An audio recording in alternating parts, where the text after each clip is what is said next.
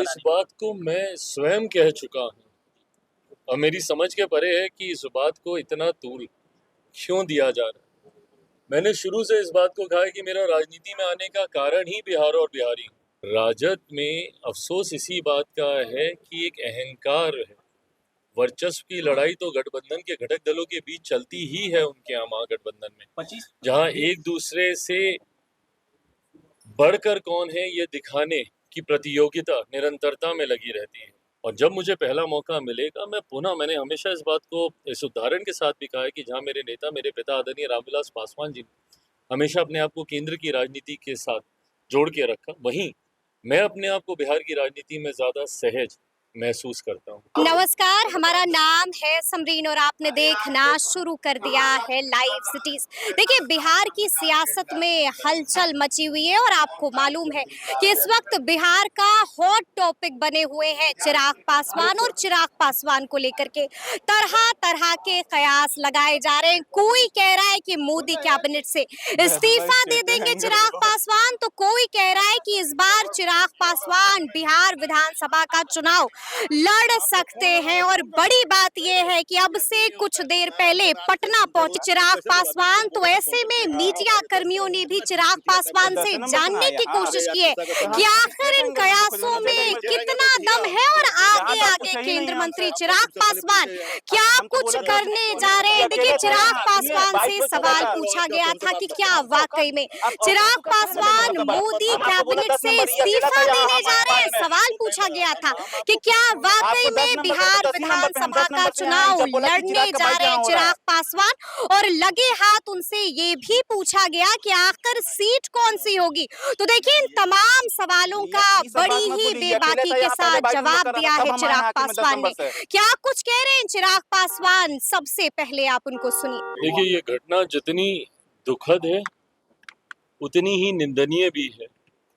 जिस तरीके से आतंकवादियों के द्वारा इस कायराना हरकत को अंजाम दिया गया है, उम्मीद नहीं पूरा विश्वास है आज की तारीख में भारत का नेतृत्व एक ऐसी मजबूत इच्छा शक्ति वाले प्रधानमंत्री के हाथ में है, जिन्होंने इससे पूर्व में भी, जब पुलवामा में भी ऐसी घटना घटी थी, तब भी आतंकवादी और उनके संरक्षक उनको मुंह तोड़ जवाब देने का काम किया था। आज पहलगांव में जिस तरीके से ये घटना घटी, इस पर भी उन्हीं की भाषा में उतना ही मजबूत जवाब देने का काम हमारी सरकार करेगी, जिसकी शुरुआत कुछ नीतिगत फैसलों से की जा चुकी है। जिस तरीके से सिंधु संधि को लेकर, इंडस को लेकर जो समझौता था, जो ट्रीटी थी, उसके ऊपर जिस तरीके से अब रोक लगाई गई है, जिस तरीके से हमारे देश की 6 नदियों का पानी, उसका एक अधिकांश हिस्सा जो इस ट्रीटी के तहत पाकिस्तान को जाता था, लगभग 80%, उस पर रोक लगाकर उन लोगों को पानी के लिए आज की तारीख में त्राहिमाम करना पड़ेगा जिन लोगों ने खून बहाने का काम हमारे देश में किया। ये शुरुआत है। आने वाले दिनों में कई और मजबूत कदम हमारा देश भारत लेगा। इस बात में कहीं कोई संदेह नहीं है कि जितनी मर्माहत करने वाली ये घटना है, जितना दुख और उसके साथ जो आक्रोश देश की जनता के भीतर है, वही भावना हमारी सरकार और हमारे प्रधानमंत्री के भीतर है। ज़रूर उस भावना का सम्मान करते हुए जिस जवाब का इंतज़ार हमारा देश कर रहा है, ये उन आतंकवादियों को और उनके संरक्षक देशों को दिया जाएगा।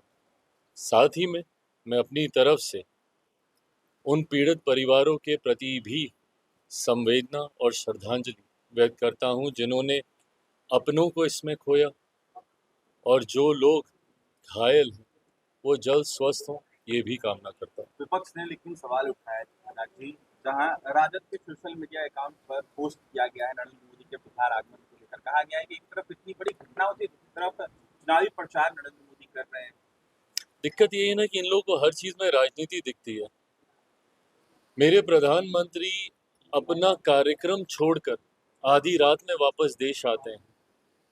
जब उनका सऊदी में कार्यक्रम लगा होता है, उस यात्रा को आधे में छोड़कर वापस आते हैं। मध्य रात्रि से ही नहीं, जिस वक्त ये घटना घटी है उस वक्त से निरंतरता में वो संपर्क स्थापित करते हैं।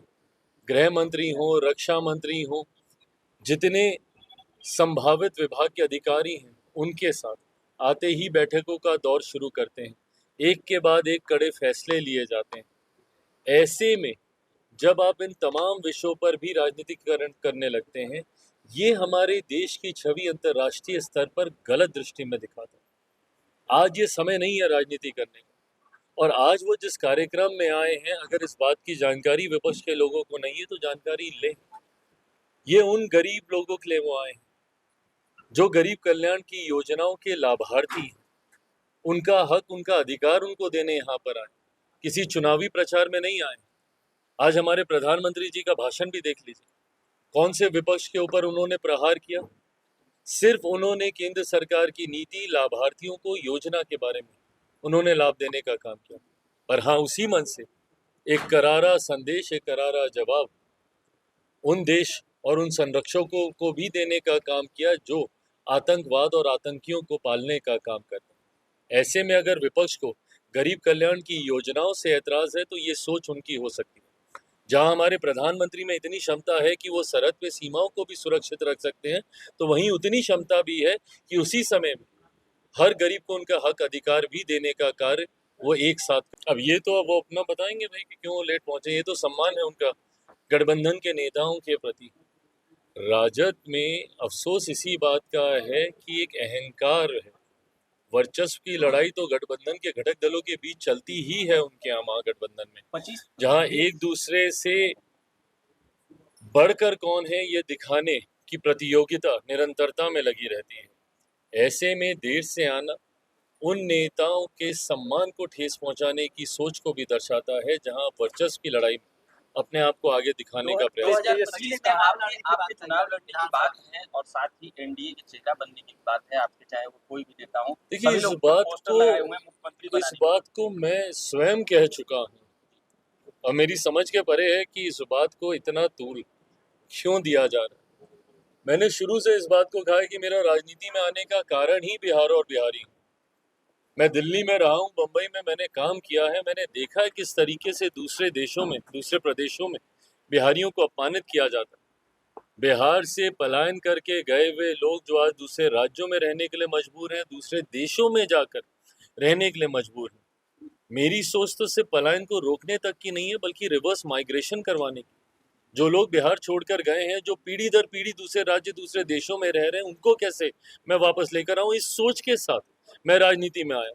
दिल्ली, बम्बई चमचमाते शहर बने, मेरा बिहार कब ऐसा चमचमाता शहर बनेगा, इस सोच के साथ मैं राजनीति में आया। तो इस बात को तो मैंने शुरू से कहा ही है कि मेरी प्राथमिकता बिहार और बिहारी हैं, बिहार फर्स्ट, बिहारी फर्स्ट की सोच के साथ मैं आगे बढ़ रहा हूँ। और जब मुझे पहला मौका मिलेगा, मैंने हमेशा इस बात को इस उदाहरण के साथ भी कहा है कि जहाँ मेरे नेता, मेरे पिता आदरणीय रामविलास पासवान जी ने हमेशा अपने आप को केंद्र की राजनीति के साथ जोड़ के रखा, वहीं मैं अपने आप को बिहार की राजनीति में ज्यादा सहज महसूस करता हूँ। कहाँ से लड़ेंगे विधानसभा? ये कोई सवाल है? तो सुना आपने कि क्या कुछ कहा है केंद्र मंत्री चिराग पासवान ने, बड़ी ही बेबाकी के साथ हर एक सवाल का जवाब दिया है और साफ साफ कह दिया है, बता दिया है कि आगे आगे चिराग पासवान क्या कुछ करेंगे। तो अब देखना होगा कि वाकई में आगे आगे बिहार की सियासत में होता क्या है। तो फिर ये पूरी खबर, पूरी जानकारी आपको कैसी लगी है, कमेंट करके हमें जरूर बताइएगा। तो ऐसे तमाम अपडेट्स के लिए बिल्कुल ऐसे ही हमारे साथ बने रहिएगा और देखते रहिएगा लाइव सिटीज। बहुत शुक्रिया।